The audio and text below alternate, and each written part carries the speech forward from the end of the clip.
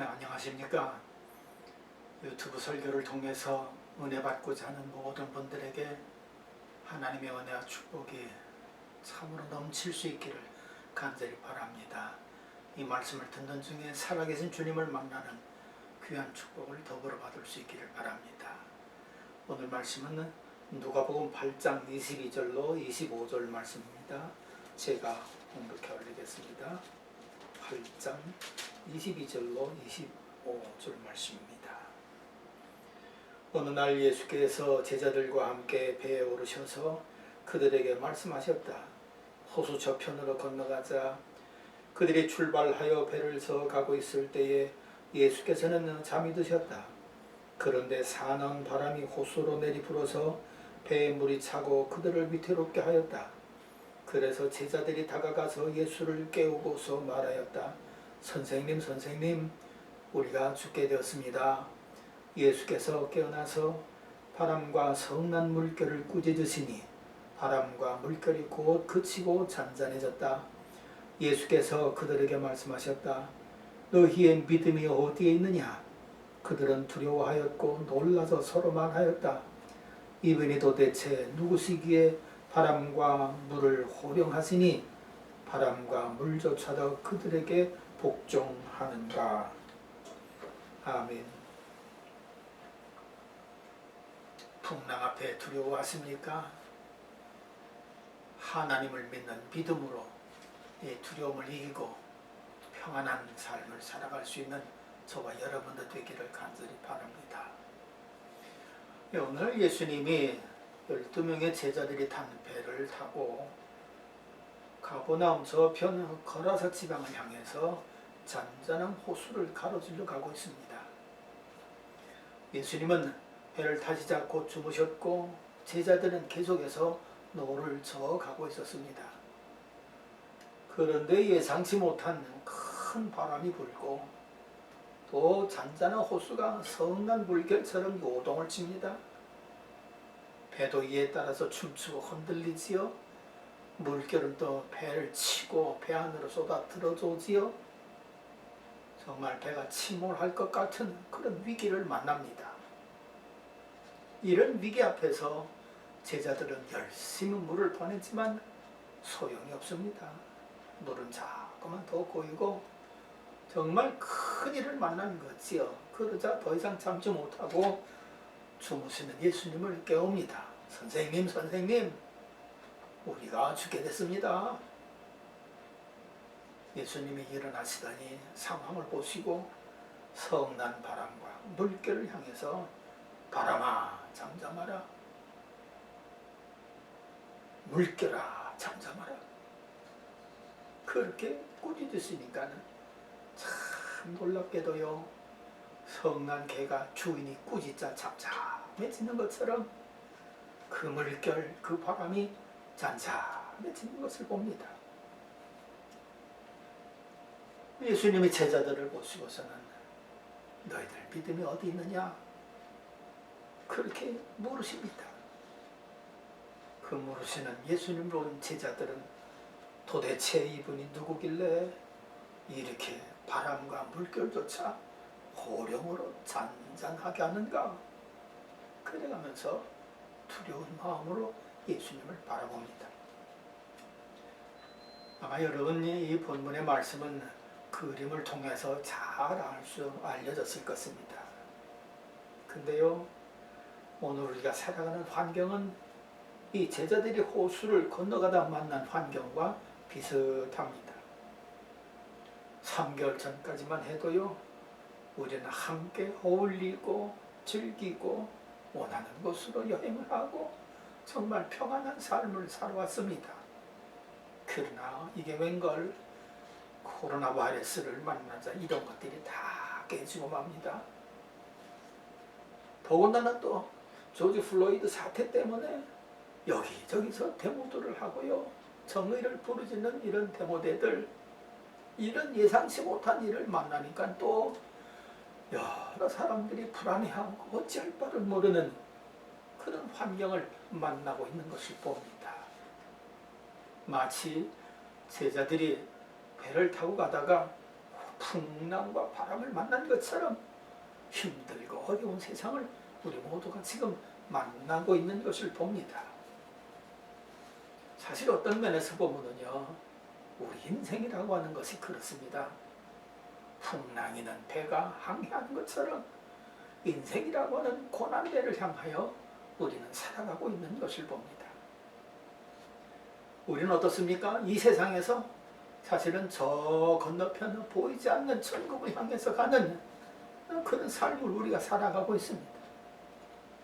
근데 이런 삶은요, 정말 참 고난이 쉼이 없습니다. 어떻게 보면 고난과 더불어 살고 있는 것을 봅니다. 우리 사람들 보세요. 태어날 때 보세요. 어머니 뱃속에서 얼마나 편안하게 모든 것을 다 공급받으며 그렇게 살아오지 않았습니까? 그런데 이게 9개월이 지나자 자기 뜻과는 전혀 상관없이 강제적으로 밀려나가는 그런 일을 만나는데 그 얼마나 힘든지 그냥 나오자마자 와 하고 울음을 터뜨립니다. 그래서 어떤 분은 아이가 처음으로 우는 그 소리를 그가 세상에 나오면서 처음 만난 고통의 울음소리다, 그렇게 말하기도 합니다. 그뿐입니까? 세상에 나왔으면 또 성장하는 일에 대한 고난을 받지요. 배우는 것에 대한 고난도 받지요. 일을 새롭게 하는 것에 대한 고난도 만나지요. 새로운 사람들을 계속 만나는 일도 어떤 면에서는 고난이라고 볼 수가 있겠지요. 사람도 환경도 모든 것들이 다 고난을 내포하고 있기 때문에 살아가는 그 자체가 고난이라고 할 수가 있습니다. 그것도 죽을 때도 고난당하고 죽지 않습니까? 이러므로 고난은 때때로 우리를 떠나는 것 같지만 실상은 우리와 더불어 살고 있는 것을 봅니다. 그래서 고난 없는 세상도 없고요, 고난 받지 않는 인생도 없는 것을 봅니다. 저 사람은 우리하고 전혀 달라. 저 사람은 고난을 잘 모르고 사는 사람이야. 그렇게 보이는 사람이 있기도 하지만은요, 그러나 그 사람 역시도 고난을 당하고 있는 것을 보입니다. 그러므로 중요한 것은 고난 없는 세상을 살아가려고 발버둥치며 살 것이 아니라 고난과 더불어 살면서 고난을 이겨가면서 세상을 살아가는 것, 그러면서 이 편에서 저 편으로 건너가는 인생의 항해를 하는 것이 삶의 아주 중요한 부분이라고 볼 수가 있습니다.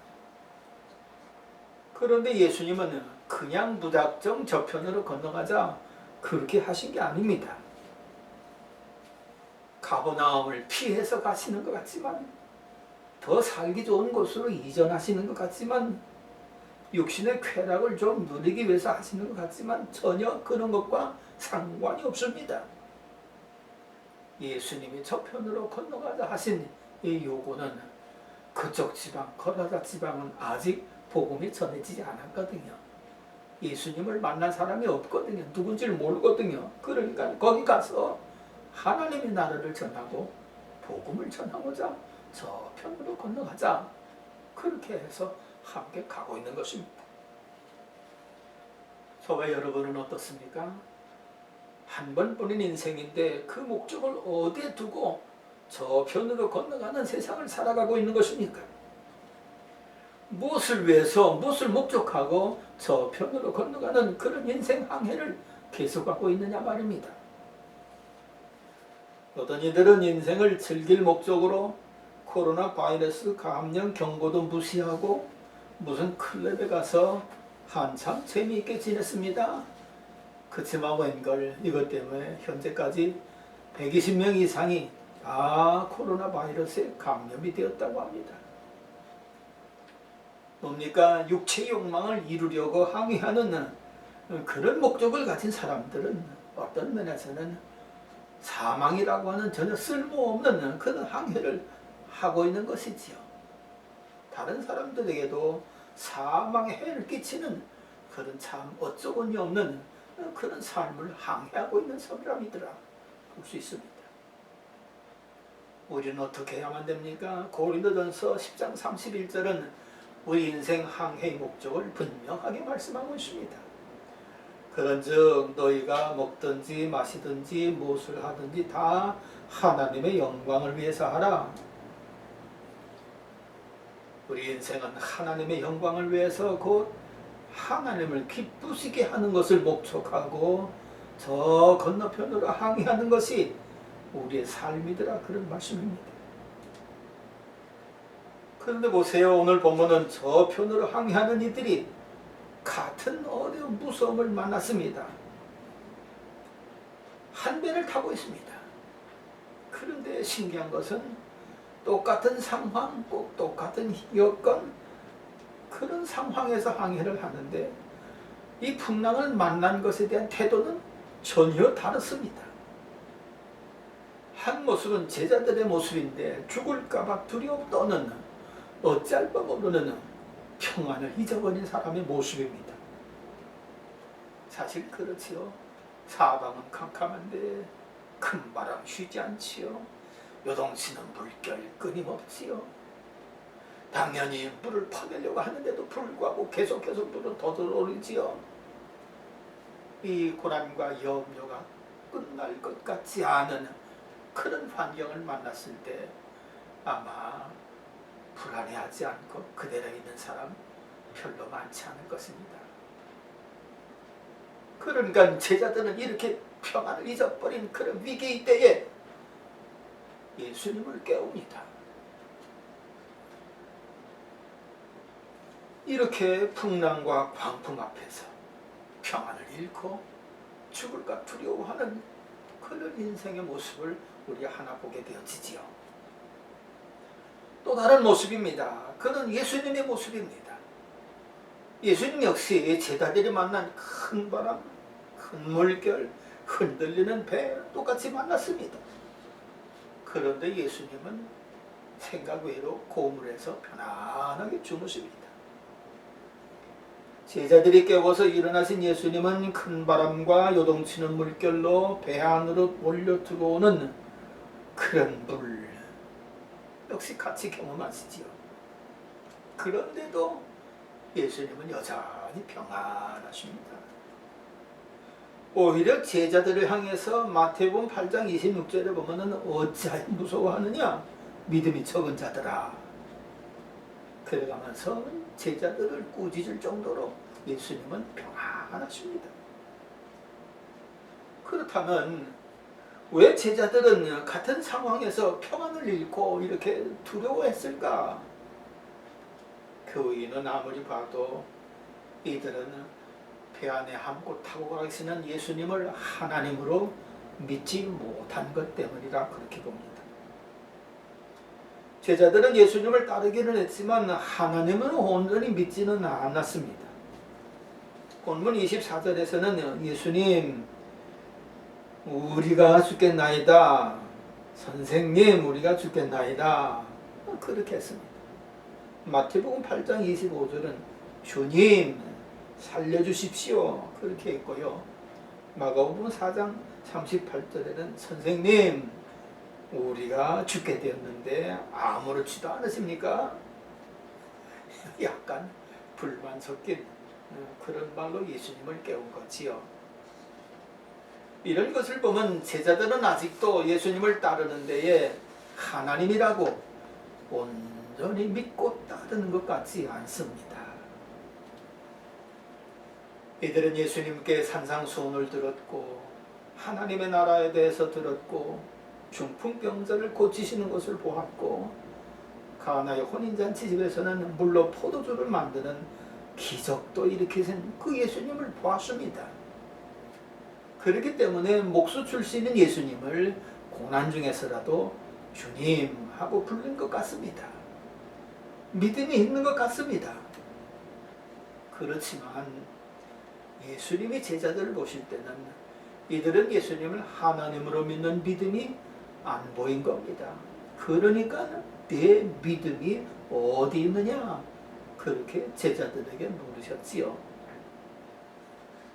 그렇습니다. 예수님을 주님이라고 부른다고 해서 다 예수님을 살아계신 하나님으로 믿는 것은 아닙니다.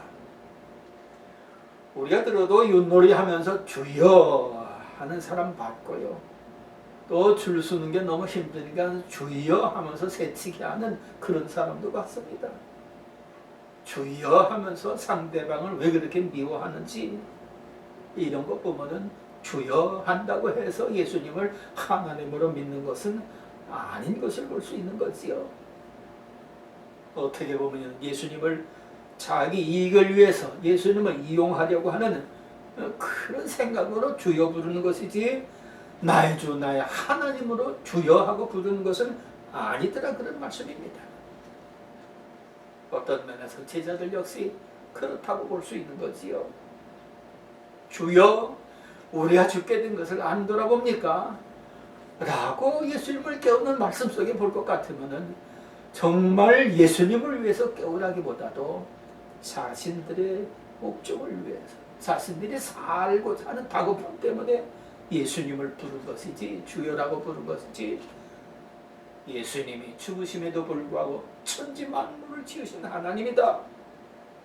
사망 권세를 이기시는 하나님이시다. 그런 믿음 가지고 예수님을 깨운 것은 아니라고 생각이 됩니다. 이들 제자들은 예수님 덕분에 출세할 꿈을 꾸었을 것입니다.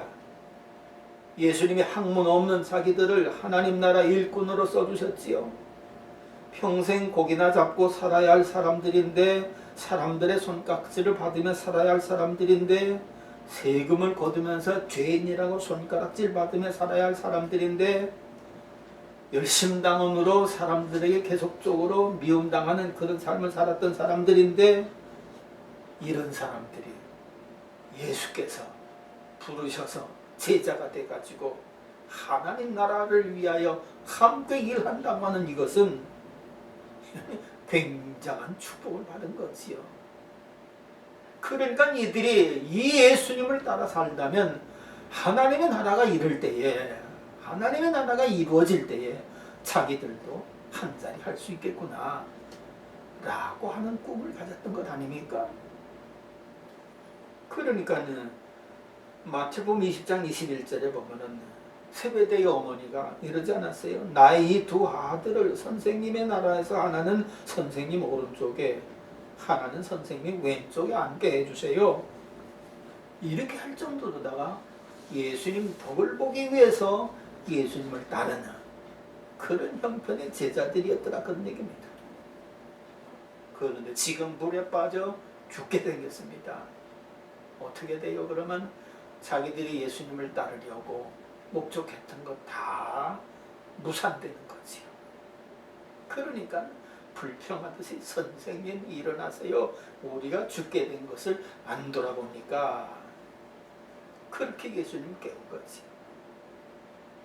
그러니까 뭡니까? 이들은 믿음의 근거를 하나님에게 둔 것이 아니고 자기들의 출세, 자기들의 목적을 이루는 것 여기에 둔 것 아니겠느냐?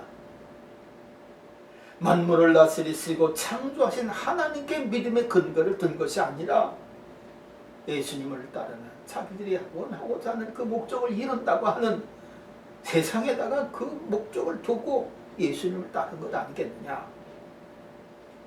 그러니 믿음 없으니까 흔들리는 거지요. 흔들리는 것에 믿음을 뒀으니 당연히 세상 흔들릴 때 흔들리는 거지요. 그러나 예수님은 어떻습니까? 예수님은 하나님을 전적으로 믿고 의지하십니다. 창조주 하나님이시고 만왕의 왕이신 하나님을 믿기에 가장 낮은 자리 말구유에 오셨습니다.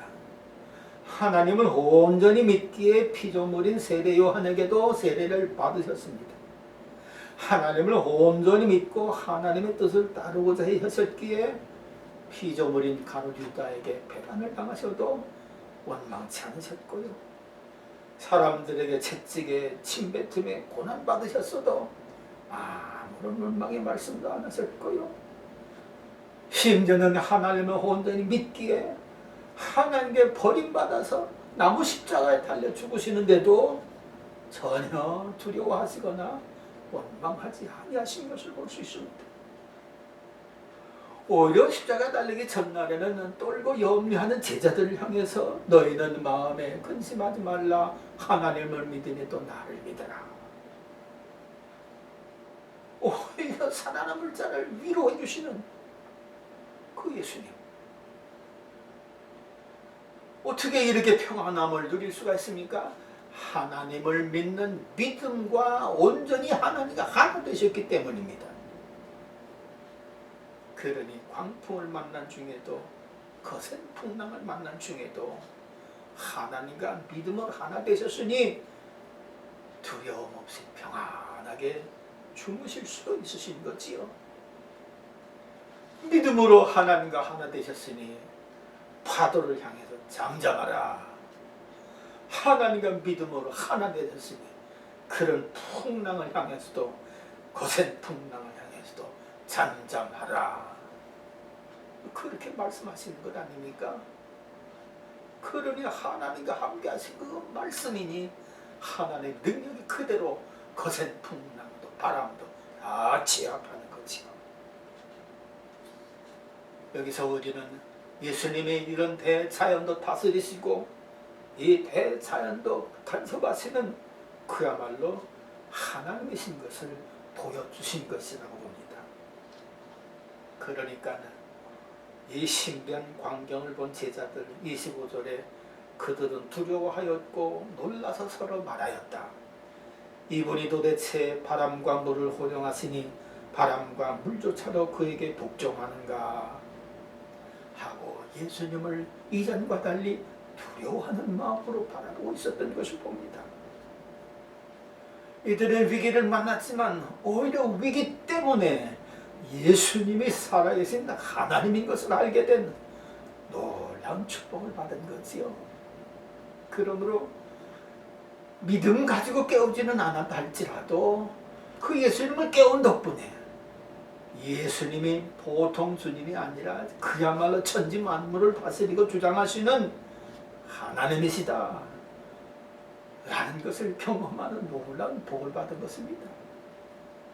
이러므로 사랑하는 성도 여러분들, 우리가 저편으로 항해하는 인생의 삶을 살아갈 때에 예상치 못한 어려움, 평안을 깨뜨리는 일을 만날 수 있습니다. 여기서 우리가 중요한 것은 우리의 믿음의 근거를 어디에 두느냐가 제일 중요합니다. 가장 중요한 것은 하나님이 살아계신다.